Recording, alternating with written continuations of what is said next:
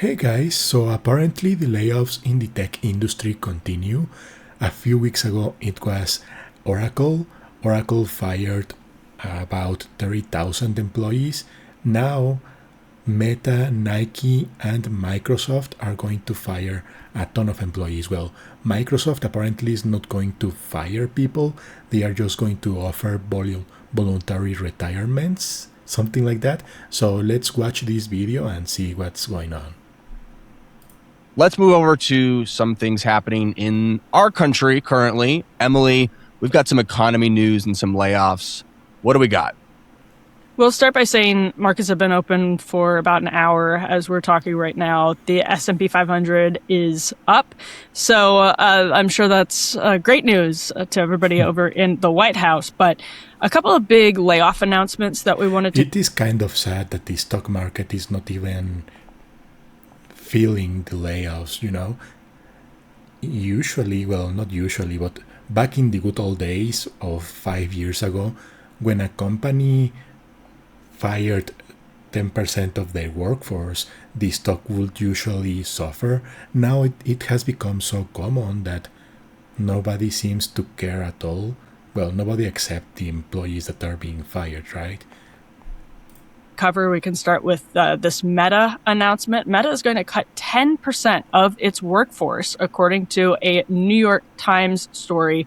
That's 8,000 employees. They're going to close an additional 6,000 roles that were open. And 8,000 employees are going to be fired, and 6,000 roles that were open are now gone. How crazy is that? It's still not that close to the 30,000 employees that Oracle fired, but it is still a huge number. And they're in the process of, obviously, as the Times points out, spending heavily on AI. So going basically pedal to the metal on artificial intelligence. Another one to cover. It is sad that so many companies are firing people just to build more AI data centers. Now, who's going to maintain those data centers? It's crazy, because the same thing happened with Oracle. They fired people to reallocate the money to AI data centers.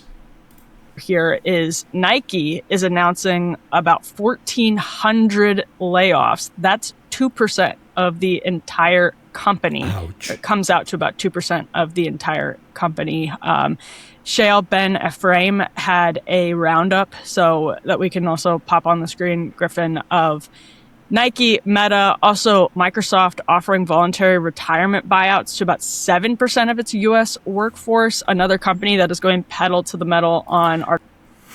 Yeah, I don't know how voluntary retirements work. I don't know if it is kind of a threat or something, because how do you say that to people? Here, I am offering you a voluntary retirement, but what happens if you don't take that voluntary retirement? You get fired? So it's basically the same, right? I don't know what the difference is. Maybe someone can explain that to me. Maybe some HR people. Artificial intelligence. Oracle has an AI-driven layoff between 20,000 to 30,000 employees getting cut. That's basically what I just said. Oracle fired a ton of people a few weeks ago. They fired between 20,000 and 30,000 employees. Amazon also fired a ton of people, 16,000, and they started back in January. Again, that's as they're going pedal to the metal on AI. Amazon, 16,000 jobs cut at the corporate level back in January. Many people will probably remember that. They had recently cut about 14,000, as Shail points out, just a couple of months earlier at the end of last year. Block, massive cuts from Jack Dorsey. As they were ones that were basically citing AI. They're the ones that were kind of brave enough to actually cite AI. Dell cut about 11,000 jobs over the last year. I didn't know about Dell. I didn't even know that they also fired people. Dell Technologies reduced its workforce by 11,000. Wow. So it's, you know, the analyses of why we're starting to see mass layoffs are a little bit mixed. A lot of experts look at that and say what we've seen so far is reaction to a super uncertain economy. So we have Ukraine, now we have Iran, but in the process, we've also had tariffs over the last year as well. And so there has been just an enormous amount of uncertainty. Now, the Mag 7 companies are over 30% of the S&P. Just think about that. 30% of the S&P. And a lot of them are these companies that we were just talking about. So they're cutting tons of jobs. This is the sign that we are now, I think, on the cusp of the economy not just being a reaction to uncertainty, but actually being a direct reaction to artificial intelligence. And this is as, of course, a lot of those entry-level workers, entry-level white-collar workers, are graduating college in the spring. Just in the next 3 weeks here, there have been projections we're going to see historic levels of unemployment for recent college graduates. This should prepare people for that to prove accurate in the next several weeks. Unfortunately, that's really where we are. Yeah, and one of the points Shael makes there that is very important and matches with your analysis of where the market is at this morning is he's like, we're kind of used to when companies are doing mass layoffs, it's because those companies aren't doing well. So they've got to cut costs, they've got to trim back. Yeah. And, they would like to keep those workers theoretically, but they're unable to. That's kind of the landscape that we're used to. But these are companies that are all doing very well. Yes, it is sad because it's not like the company is suffering, that they don't have any money. They have a ton of money. They have a shit ton of money, but they are firing people anyway. So it's a weird landscape, It's like we have a ton of money. We could keep you, but we won't because we want to invest every single cent on AI. And we are still going to keep our high, very well paid CEOs and high executives. I don't know, it's crazy. Have high profit margins, but their stock will go up from cutting this workforce. And this is the terrifying logic of AI is as companies implement it and eliminate large swaths of their workforce, the overall public will be worse and worse off, but the, top echelons of those companies and their, their CEOs and their top shareholders will be better and better off. Yes. So the level of inequality that we have right now is already world historic, and certainly historic. The rich people keep getting richer and the poor people keep getting poorer because those CEOs are becoming like insanely wealthy and the people at the bottom just get fired. Work in terms of our nation's history, it's at its highest levels ever. That is set to skyrocket with the logic of AI, where yes, the stock market may continue to go up and up. And rather than being even correlated to the general success and well-being of the American people, it will be an inverse correlation where the higher the stock market goes up, the worse ordinary people are actually faring. Yeah. And that's scary because of what a bubble it shows that we're under right now. Like to Crystal's point, if something goes wrong and people start realizing there's also a lot of circular funding in the Mag 7 world and AI world in general. So if somebody realizes one investment is looking worse than they expected and starts pulling back a little bit and the bubble starts to pop, we're literally talking about 35% of the S&P. So it's the risks of this big AI project and expansion, inflation, are really significant and actually pretty frightening, Ryan. Yeah. We are rapidly approaching, very dark territory. Because the incentives are awful. Companies are always looking to shed their workforce so that they can boost their stock price, profits. So that they can then, send out dividends to executives. The executives can then, cash out and move on to the next company and do it again. It's like, it's a system designed for looting by executives, and AI is becoming the scooper, the vehicle, the weapon that they're going to do this looting with. And you can say, well, even for the AI skeptics, they're like, oh, I don't actually think it's going to work. They don't care. Like they will lay off these workforces, take the stock price bump, take their dividends, and then move on. People keep thinking that whether something will actually work matters. What matters is whether it's useful to extract wealth up to the very top. And this is, and so that's the way it's going to go.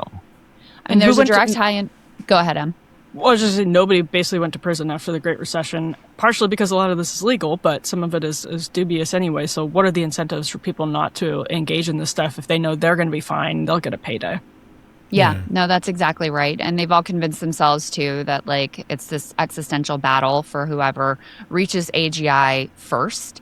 And that creates the worst incentives to rush things that are genuinely dangerous to the market. We talked yesterday about Mythos, which is the Anthropic product that they deemed to be too dangerous to release to the public. But there was a report that a group of hackers were able to gain unauthorized access to that anyway.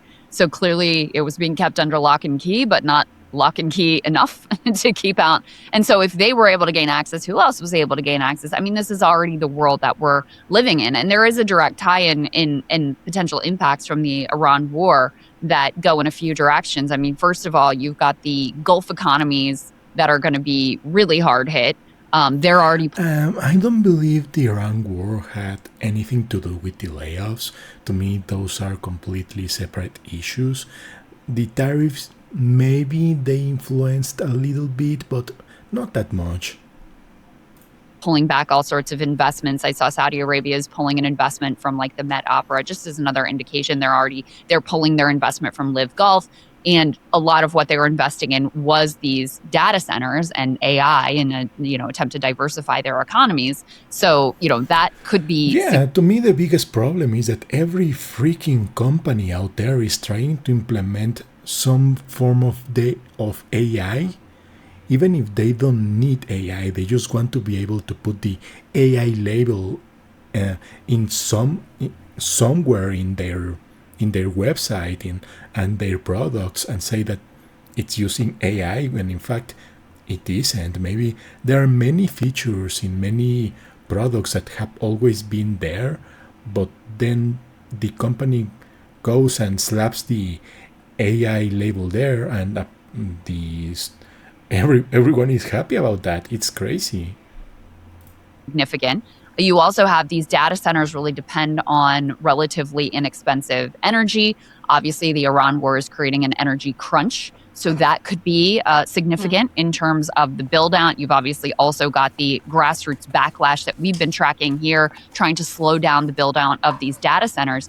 But the other piece is with the Iran war, the reality is that the race with China for who can get the furthest, the fastest with AI is very perilous for humanity in the same way that the nuclear arms race between the Soviet Union and the US was very perilous for humanity. And the reason we've been able to avoid some, mass nuclear war, which is really honestly quite an extraordinary accomplishment, was through mechanisms of global cooperation. But the Iran war, the Ukraine war, and other actions are moving us further away from the ability to collaborate and cooperate in some way that will ensure that we're not going to all destroy each other. Some new doctrine of effectively probably mutually assured destruction, some sort of limiting principles that need to be developed globally around AI. It seems very difficult to imagine how that collaboration could happen as harder and harder lines are being drawn, and the Iran war is exacerbating those tensions. Yeah, and interestingly, Mike Flynn. It's kind of fun that this guy has not said anything yet. He's just nodding. I don't remember him saying anything. Maybe I'm wrong, but he has not said anything. Maybe he's just a guest, or this is a recorded program and he said something before but not now. It's kind of funny, kind of silly. Has now kind of joined Joe Kent in pushing this idea that the way out is just to kind of very slowly just walk away. Just walk away. Like Homer Simpson into the bushes. Yeah, and I'm starting to think that is a very plausible way that this kind of winds down, that Trump never necessarily signs any documents or agrees to any particular thing. If the U.S. and Israel don't attack Iran, Iran is extremely unlikely to launch an attack on them. Mm-hmm. And so you just very slowly and deliberately start. Although maybe more likely now.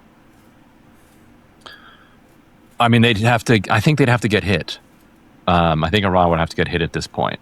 But Israel might hit them, or Israel might continue hitting Lebanon. Yeah. It's a very unstable outcome that is likely to be able to persist for a significant amount of time for a variety of reasons. I mean, first of all, if you don't restore, free flow of goods through the Strait of Hormuz, you continue to have this tightening of the global economic noose that is going to prove unsustainable for Trump. You have Israel constantly wanting to go back to war. So it's hard for me to see how, I can see how he could walk away in the short term. It's hard for me to see how how Trump persists in that outcome and that, achieve some sort of a long-term balance. It seems very much more likely to me that we end up back here again if that's what they try to achieve in the short term. Yep. Yeah. On that note, why don't we talk a little... I was just going to say that your best example of that is what happened in Gaza. It's like we were talking on the show about this week too. It's like for Trump, it looked like the win that he could say he ended another conflict, put another notch in the Nobel Prize qualification, and it rolls on, and we could see flare-ups. Anyway, so it's like branding basically. Hey, if you like that video, hit the like button or leave a comment. So this was a good video. They talked.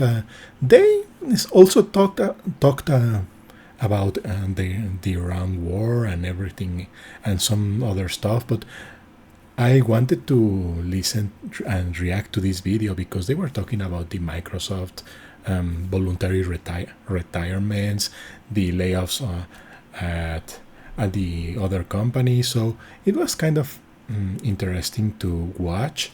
I don't like when companies fire a ton of people, but apparently that's now just another week. Anyways, I hope you liked this video. If you did, please subscribe and see you in the next one.